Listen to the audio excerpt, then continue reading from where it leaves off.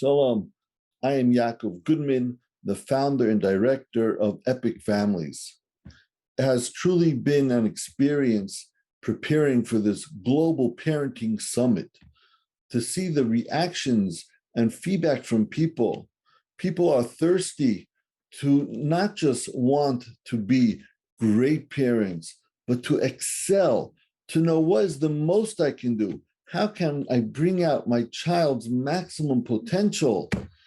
And this chukka, this want to be able to do the most, I'm sure will stand for a schus for us to merit to see and have much nachas from our children, Be'ezat Hashem. And there's a mind-blowing idea about chinuch banim that is very appropriate to this time, a week before Shavuos. There is a machloikes in the Gemara in Zvachim that when did Yisro come together with his daughter and grandchildren, Moshe Rabbeinu's wife and children, to the Midbar? Was it before Har Sinai or was it after Har Sinai?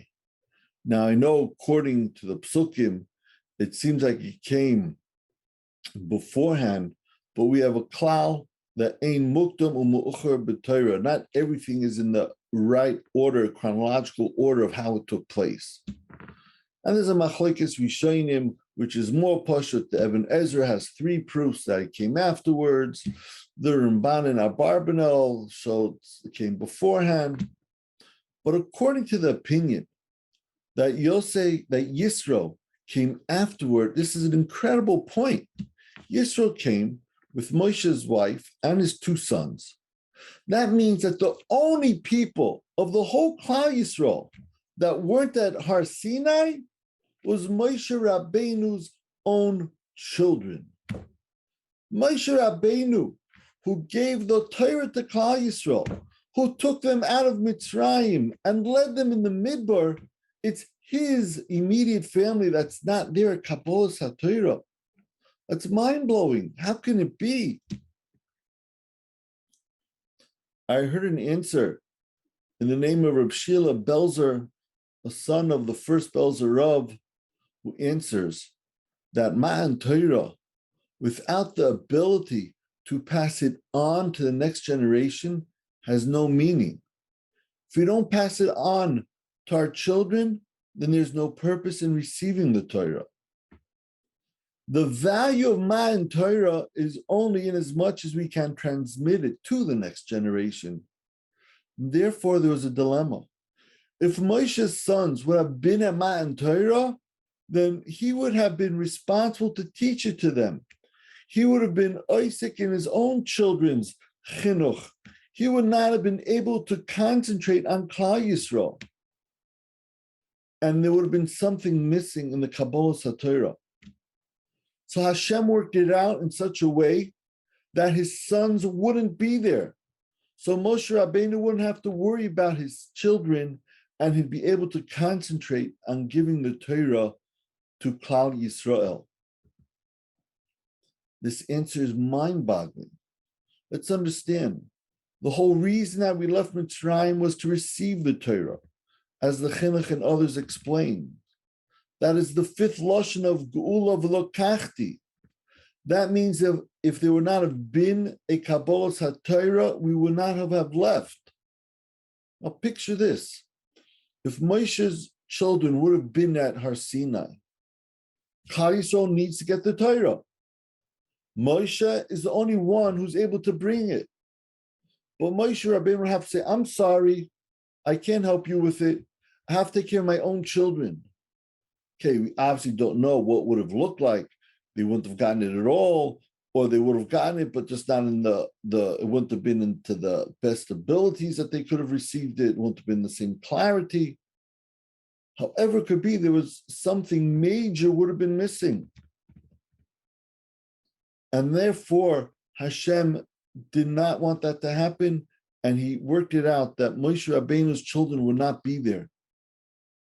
But the lesson that we learned from here is mind-boggling. The whole Klal Yisrael, and I'm not waxing poetic over here, the whole Klal Yisrael, every single person then and for all future generations, needed Moshe Rabbeinu. And what did they need him for? For the whole purpose of creation, for nothing less than that. For the whole reason of why we left Mitzrayim. And Moshe would have to stop and say, I'm sorry, I can't. I got to take care of my kids now. Truly, truly mind-boggling. Now, maybe it shouldn't be mind-boggling. And I have to admit, I'm probably guilty of this too, of being too busy with Tzorchei Tzibur, when maybe I should be spending more time with my kids. And kids, if you're listening to this, I ask Mechila. This idea is something that has to hit home. It could be the whole Klal Yisrael needs us. And for something no less important than our whole purpose of creation itself. But our children come first. Being there for our children obviously takes time, but it's not the time that's important. It's the being there with them, connecting with them, validating them, building them up. And time needs to be invested beforehand. What are the best ways to accomplish that? What does my child need? What can I do about it? How can I push him the extra mile? How can I build him up more? He should feel more proud of himself, better self-esteem. What can I do? And it's not one general process for all the children. Each one is different, and each child needs its own process. And that is what we take out of this lesson. And after I heard this pshat, this explanation from Rav Shila Mibel's, I understood something else that bothered me for a long time. We know that learning Torah is a mitzvah, and we know that teaching Torah is a mitzvah. And both in the Sefer HaMitzvahs of Reb Sadia Gaon and in the Bahag, they count them as two separate mitzvahs. Mitzvahs Aseh Yudal and Tesvav in the Rasag, and in the Bahag it's Mem and Mem Aleph, two separate mitzvahs. However, the Rambam in Mitzvah Yud Aleph in Sefer HaMitzvahs, and also the Sefer HaChinuch in Tov Yud Tes, puts the two together. Lilmoy Torah ulelamda, to learn Torah and to teach it. We see that the Rambam and the Sefer HaChinuch hold that it's one mitzvah, which is very strange. That means a person can learn Torah his whole life, but if he never taught it, he hasn't been mekayim the mitzvah of learning Torah in its entirety. And even stranger is that the Rambam in Hilchos Talmud Torah, who says, Kol ish mi Yisrael chayiv b'Talmud Torah. Every person in Israel is chayiv to learn Torah. That's a perfect opening for Hilchos Talmud Torah, is it not? However, that does not show up until Halacha Ches. There are 7 halachas in Hilchos Talmud Torah preceding it. How does the Rambam open up Hilchos Talmud Torah? By starting that every father is obligated to teach his son. And then the next halacha, every grandfather is obligated to teach his grandson. And then goes on to every chacham is chayiv to teach everybody in Klal Yisrael, even if it's not a child or grandchild. So in the Hilchos Talmud Torah, where it's mainly learning about, teaching us about learning Torah, it opens with the mitzvah of teaching Torah to our next generation. I think we can answer all these questions with the pshat that we learned from Reb Shila Mibel's. Without teaching Torah to our next generation, then our learning isn't complete. We need to be able to teach it over to the next generation, because if not, there's no purpose or meaning in Kabbalas HaTorah, in Matan Torah itself.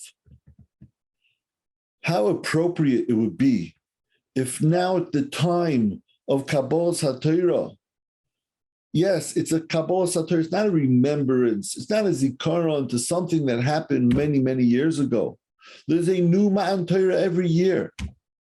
If we would accept upon ourselves to be there for our children, We in Makaba, we take upon ourselves that once a day I will think, how can I build my child up more? How can I show him that I care about him? What can I do to express my love to him? If we would make these Kabbalahs now, how much more meaningful would our Kabbalahs HaTorah be? It would give much nachas to Hashem. And in this chus, we will see tremendous nachas from our children, be'ezras Hashem.